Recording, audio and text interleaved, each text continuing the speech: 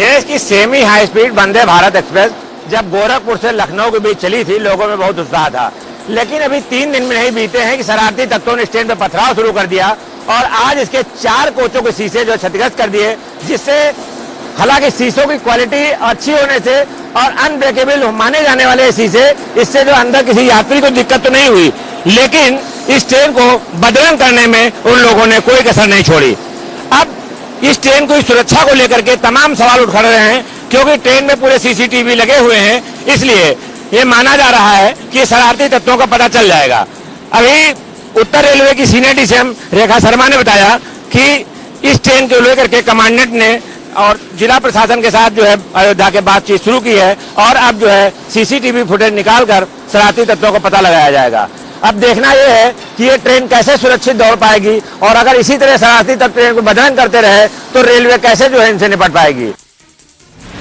22 को हजरतगंज के लिवाना होटल में भीषण अग्निकांड में 4 लोगों की मौत हो गई थी और 15 से ज्यादा लोग गंभीर हालत में अस्पताल में भर्ती कराए गए थे। एलडीए ने अपनी रिपोर्ट में कहा था कि लिवाना में एग्जिट पॉइंट नहीं बनाया गया है, जिसकी वजह से धुएं के सफोकेशन से जो परेशान लोग थे जो होटल में ठहरे थे वो बाहर नहीं निकल पाए थे और यही वजह है कि एलडीए ने अपनी रिपोर्ट में कहा था कि बिल्डिंग को डिमोलिश कर देना चाहिए। इसके बाद से ही लगातार कवायद चल रही थी, शासन को एक रिपोर्ट भी सौंपी गई थी और एसआईटी ने भी अपनी रिपोर्ट में कहा कि फायर और एलडीए के जो नॉर्म थे उस मानकों पर ये होटल पूरा उतरता नहीं है, इसीलिए इस बिल्डिंग को अब इसका ध्वस्तीकरण करा देना चाहिए। फिलहाल शासन को इस तरह की रिपोर्ट सौंपी गई थी और शासन ने भी अब फिलहाल अनुमति दे दी है और उसमें माना गया है कि एलडीए ने जो रिपोर्ट सौंपी है वो रिपोर्ट एकदम सही है, मानकों के विपरीत उस होटल को बनाया गया था। इसीलिए लगातार याचिकाएं पड़ रही थी होटल के जो मालिक हैं उनकी तरफ से भी, लेकिन अब रास्ता साफ हो गया है। माना जा रहा है कि इस होटल लिवाना की जो बिल्डिंग है इसको गिराया जाएगा और यहाँ पर जल्द ही डिमोलिशन की कार्रवाई की जाएगी। कैमरा पर्सन रियाज के साथ जनता टीवी। बदायूं में तेज रफ्तार का कहर थमने का नाम नहीं ले रहा है। बदायूं के उद्यानी कोतवाली क्षेत्र के सिंह हवेली के पास न्यायिक कर्मी की ट्रक से कुचलकर मौत हो गई। आपको बता दें, न्यायिक कर्मी सहसवान कोर्ट में स्टेनो के पद पर तैनात था, जो कि बाइक द्वारा अपनी ड्यूटी करने के लिए सहसवान के लिए जा रहा था। तभी तेज रफ्तार ट्रक ने टक्कर मार दी, जिससे उनकी दर्दनाक मौत हो गई। वही मौत की खबर से परिवार में कोहराम मच गया। सूचना के बाद मौके पर पहुंची पुलिस ने सबको कब्जे में लेकर शव के लिए पोस्टमार्टम के लिए भेज दिया और पुलिस मामले की जांच पड़ताल में जुट गई। वहीं ट्रक चालक भी ट्रक छोड़कर मौके से फरार हो गया। ट्रक को तो पुलिस ने हिरासत में ले लिया है और चालक की पुलिस तलाश कर रही है। अवधेश मिश्रा, जनता टीवी, बदायूं। अमेठी सांसद व केंद्रीय मंत्री स्मृति ईरानी का अमेठी में 2 दिवसीय लगातार दौरा चल रहा है। आपको बता दें कि अपने दौरे के दूसरे दिन स्मृति ईरानी गेस्ट हाउस से निकलकर विभिन्न गांवों में कई गांवों में जगह जगह जाकर चौपाल लगाकर लोगों की जन समस्याओं को सुन रही हैं। समस्याओं को सुनकर तत्काल निवारण के लिए अधिकारी को निर्देशित करती हुई नजर आ रही हैं। आपको बता दें कि जिस तरह से अमेठी सांसद केंद्रीय मंत्री स्मृति ईरानी का अपने संसदीय क्षेत्र अमेठी में ताबड़तोड़ दौरा चल रहा है, तो कहीं न कहीं इसका असर लोकसभा चुनाव 2024 पर देखने को मिलेगा। फिलहाल आपको बता दें कि जिस तरह से महीने में 2 बार 3 बार, हफ्ते में 2 बार लगातार स्मृति ईरानी अपने क्षेत्र में पहुंच रही हैं और लोगों की समस्याओं सुन रही हैं, तो कहीं न कहीं स्मृति ईरानी की लोकप्रियता बढ़ते हुई नजर आ रही है। विनोद कुमार दुबे, जनता टीवी, अमेठी। चित्रकूट में एसपी वृंदा का चाबुक लगातार तेजी से चल रहा है, चाहे वे गुटखा माफियाओं के लिए हो या फिर नशे के विरुद्ध चलाया जाने वाला अभियान हो। दरअसल कल दोपहर को 3 अंतर्राज्यीय गांजा तस्करों को 76 लाख के गांजे के साथ बगहौड़ा मोड़ से गिरफ्तार किया गया है। बताते चले कि यह 3 लोग छत्तीसगढ़ राज्य से गांजा लाकर जनपद के कई अलग अलग हिस्सों सहित कौशाम्बी, प्रयागराज, बांदा और फतेहपुर में बेचा करते थे। एसटीएफ लखनऊ की सूचना और करबी कोतवाली की संयुक्त टीम से इन तीनों को बरामद किया गया है और गिरफ्तार कर जेल भेज दिया गया है। इनके पास से एक 4 पहिया कार सहित 153 किलो गांजा बरामद किया गया है। एसपी वृंदा शुक्ला नशे के विरुद्ध अभियान बहुत तेजी से चला रही हैं, जिसको लेकर जनपद में भय का और डर का माहौल है। संजय साहू, जनता टीवी, चित्रकूट। जावा की पावन धरती यमुना तट के किनारे एक 11 रुद्री जो महाराज का जो एक मंदिर माना जाता है, क्योंकि यहाँ एक अश्वत्थामा जो महाभारत के उनका भी यहाँ स्थान माना जाता है। अब देखना होगा कि मैं मंदिर परिसर के अंदर लेके चलते हैं, अब दिखाएंगे कि 11 रुद्री महाराज का ये विशालकाय जो मंदिर माना जाता है, इस मंदिर में क्या विशेषता है, क्योंकि यहाँ कहीं ना कहीं अगर देखा जाए तो पूरी तरीके से जो 11 रुद्रीश्वर जो महाराज का मंदिर माना जाता है। हम दिखाना चाहेंगे कि जो वो स्थान है जो यहाँ पर 11 रुद्री महाराज जो विराजमान है, क्योंकि जो प्राचीन काल थे, क्योंकि यहाँ एक ऐतिहासिक माना जाता है। अब देखना होगा क्योंकि ये 11 रुद्री महाराज का जो मंदिर है यमुना तट के किनारे है, जो लगातार यहाँ सैकड़ों की संख्या में भक्त यहाँ दर्शन करने पहुंचते हैं, क्योंकि कई आस्था का ये प्रतीक भी माना जाता है, क्योंकि पांडवों के द्वारा इस मंदिर का भी स्थापना की गई थी, क्योंकि यहाँ दूर दराज से लोग इस मंदिर पर पहुंचते हैं। अब देखना होगा कि आखिर इस मंदिर प्राचीन काल का जो मंदिर बनाया हुआ है, ये नदी के किनारे एक भव्य विशालकाय मंदिर भी माना जाता है। फर्रुखाबाद जनपद में रुक रुक कर हो रही भारी बारिश की वजह से सामान्य जनजीवन अस्त व्यस्त हो गया है, तो वहीं नौनिहालों की पढ़ाई पर भी इसका असर पड़ रहा है। ताजा मामला कस्बा जानगंज का है, जहां उच्च प्राथमिक विद्यालय परिसर तालाब में तब्दील हो गया है और नौनिहाल पढ़ाई करने के लिए स्कूल तक नहीं पहुंच पाए और उन्हें आखिरकार रसोइया के घर पर रोका गया, जहां पर उन्हें मिड डे मील का भोजन आदि कराने की व्यवस्था करने की बात प्रधानाचार्य चंद्रकांता वाजपेयी ने कही है। बता दें कि स्कूल प्रांगण परिसर समेत जो गली है उसमें भी पानी भरा हुआ था, जिसकी वजह से बच्चे स्कूल तक नहीं पहुंच पाए और उनकी जो पढ़ाई है वह कहीं न कहीं प्रभावित हो रही है। वहीं मामले में प्रधानाचार्य चंद्रकांता वाजपेयी ने उच्चाधिकारियों को अवगत कराने की बात कही है। वीडियो जर्नलिस्ट अभय के साथ अमोद तिवारी, जनता टीवी, फर्रुखाबाद। डीएम नेहा शर्मा ने जैसे गोंडा जिले का 4 संभाला, एक कार्यक्रम रखा। कार्यक्रम का नाम रखा ग्राम चौपाल। उद्देश्य ये था कि गांव में पहुंचकर लोगों की समस्याएं सुनी जाए और उसका निस्तारण उनके बीच किया जाए। आलम यह रहा, जैसे डीएम गांव में पहुंची तो वहां पर कमियों का अंबार दिखाई दिया। लापरवाह अधिकारियों और कर्मचारियों की करतूत डीएम के सामने आ गई। कुछ अधिकारी और कर्मचारियों पर डीएम ने कार्रवाई भी की। आलम यह रहा कि डीएम के इस कार्रवाई से पूरे जिले में अधिकारियों और कर्मचारियों में खलबली मच गई। लेकिन वहीं आज दलसर ब्लॉक के 5 ग्राम पंचायतों में डीएम नेहा शर्मा का चौपाल कार्यक्रम लगाया गया था। सबसे पहले गुड़वा घाट, उसके बाद दुर्जनपुर, उसके बाद बदलेपुर, उसके बाद आदमपुर और फिर अमदही। लेकिन जैसे ही डॉक्टर नेहा शर्मा आदमपुर में पहुंची और कार्यक्रम शुरू ही किया था कि वहां पर ग्रामीणों ने लेखपाल अनिल कुमार विश्वकर्मा की पूरी करतूत डीएम के सामने रख दी। करीब 150 शिकायतें लेखपाल की डीएम के सामने पहुंच गई। शिकायतों को देखने के बाद डीएम ने लेखपाल को बुलाकर कड़ी फटकार लगाई और उन्होंने कहा कि 3 दिन के अंदर इसका निस्तारण करें, अन्यथा कड़ी कार्रवाई की जाएगी। आपको बताना चाहेंगे कि लेखपाल अनिल कुमार विश्वकर्मा का पिछले दिनों घूस लेते वीडियो भी वायरल हुआ था, लेकिन उसकी जांच की आज अनिल कुमार विश्वकर्मा तक नहीं पहुंच पाई। लगातार इनकी लापरवाही के नजारे सोशल मीडिया से लेकर शिकायतों के जरिए अधिकारियों तक पहुंचते रहते हैं, लेकिन इस बार ये डीएम नेहा शर्मा के निशाने पर आ गए। अब देखना होगा कि अगर लेखपाल की ये करतूत डीएम नेहा शर्मा को कब तक भा रही है, कब कार्रवाई होती है, ये तो आने वाला समय बताएगा। गोंडा से जनता टीवी के लिए विपिन सिंह। शातिर अपराधियों ने दी कानपुर देहात पुलिस को खुली चुनौती। आपराधिक घटनाओं पर अंकुश लगाने में नाकाम हो रही कानपुर देहात पुलिस। आपको बता दें कि कानपुर देहात में आए दिन हो रही आपराधिक घटनाओं के बाद कानपुर देहात पूरी तरह से दहशत में है। एक के बाद एक आपराधिक घटनाएं होती जा रही हैं और अपराधी बेखौफ है, क्योंकि कानपुर देहात पुलिस उन पर कार्रवाई करने में फेल साबित हो रही है।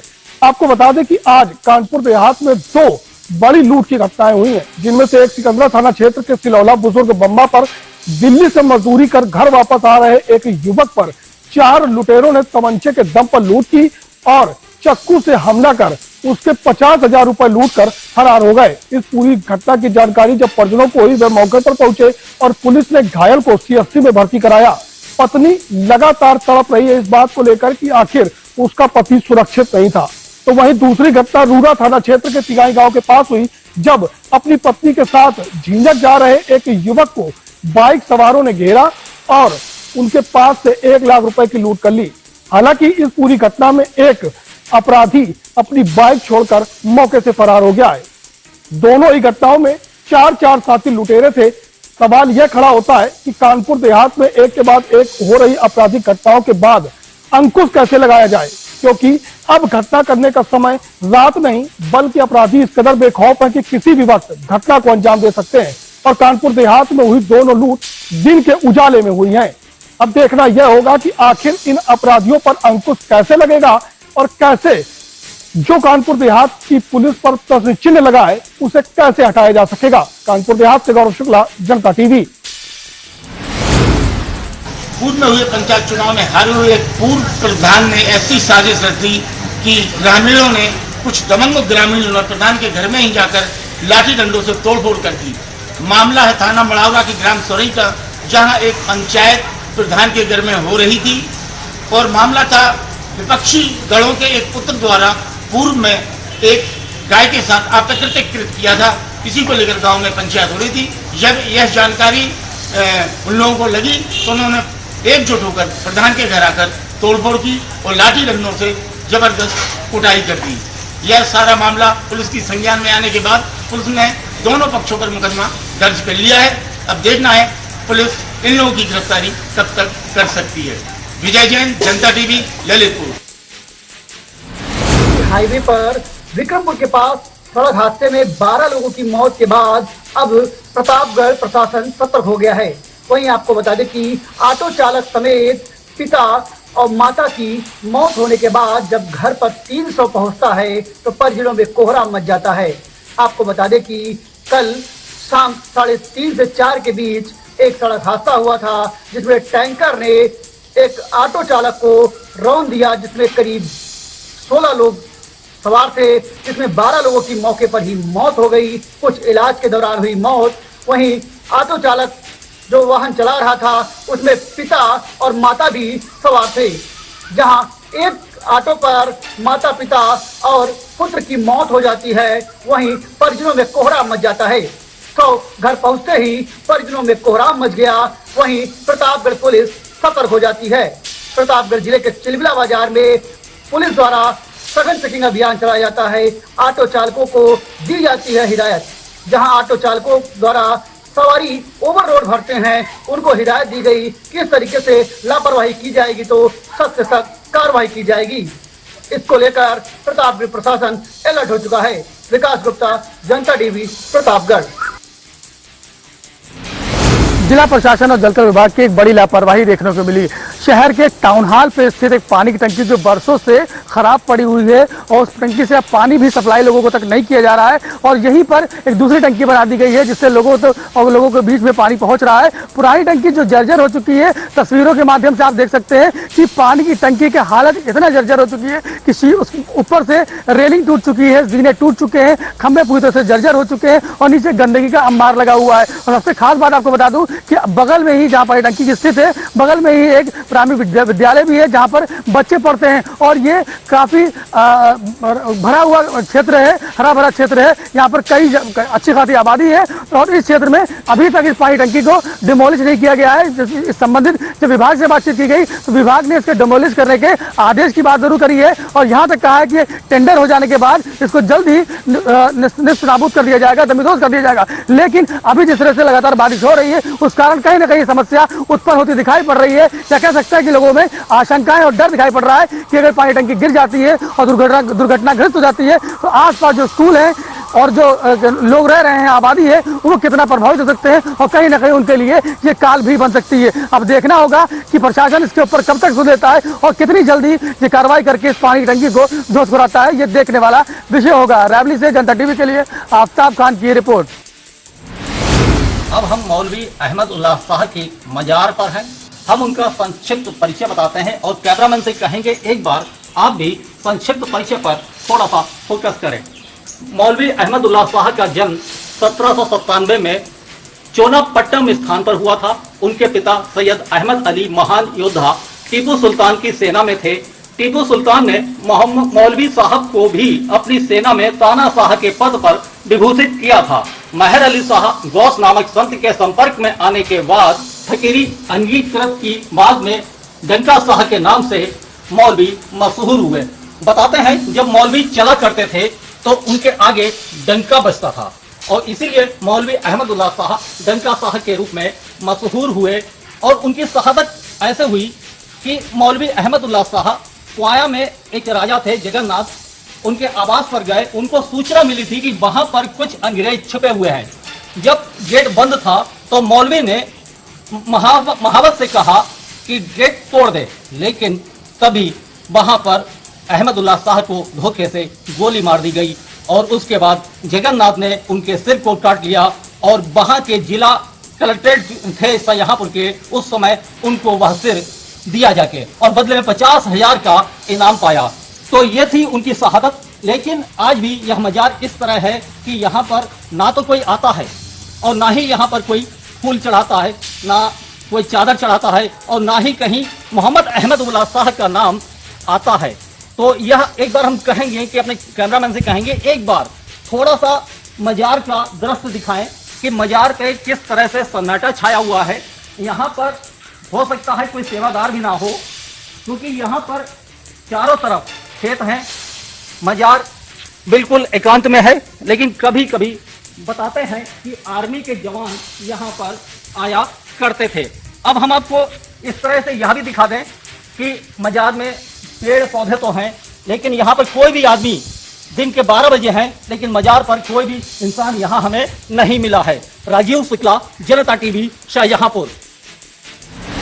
इटावा जनपद के एक ऐतिहासिक जगह जहाँ पुराने प्राचीन काल में यहाँ एक ऐतिहासिक रूप में यहाँ 12 द्वारी मानी जाती थी, क्योंकि यहाँ जो एक किला था सुमेर सिंह का किला था, यहाँ एक 12 दरवाजों का 12 द्वारी मानी जाती थी क्योंकि यहाँ कई ऐसे अद्भुत चमत्कार होते थे। अब यहाँ इस वक्त जो है सपा सरकार में मुलायम सिंह द्वारा यहाँ पे एक डाक बंगला बना दिया गया जो लगातार यहाँ प्रशासनिक अधिकारियों का यहाँ ठहराव होता। अब यहाँ देखिए कि यहीं एक हेलीपैड भी बनाया गया है क्योंकि यहाँ लगातार यहाँ प्रशासनिक अधिकारी जो आते हैं और यहाँ पे अपनी मीटिंग करते हैं, क्योंकि ये ऐतिहासिक जगह भी मानी जाती है। ये इटावा का ये भव्य विशाल एक यहाँ डाक बंगला जो बनाया गया था, क्योंकि ये यमुना तट के किनारे यहाँ एक बियाबान जंगल में डाक बंगला का जो लगातार यहाँ निर्माण कराया गया था, तो आज भी यहाँ एक ऐतिहासिक अलग ही पहचान दिखाई देती है, क्योंकि यहाँ लगातार दूर दराज से टूरिस्ट भी यहाँ ऐसे डाक बंगले में पहुँचते हैं और अपनी अलग ही यहाँ देखिए में दिखाना चाहेंगे कि जिस तरीके से देखा जाए तो यहाँ एक अद्भुत यहाँ यमुना नदी के किनारे बनाया ये बसाया हुआ गांव ये धूमनपुरा गांव माना जाता है, क्योंकि यहाँ जब बाढ़ आती है तो कहीं न कहीं इस गांव के लोगों की मुश्किलें खड़ी हो जाती हैं। तो देखना होगा कि यहाँ जो लगातार के समय भयभीत होते हैं क्योंकि यहाँ काफ़ी बाढ़ का पानी आ जाता है। अब देख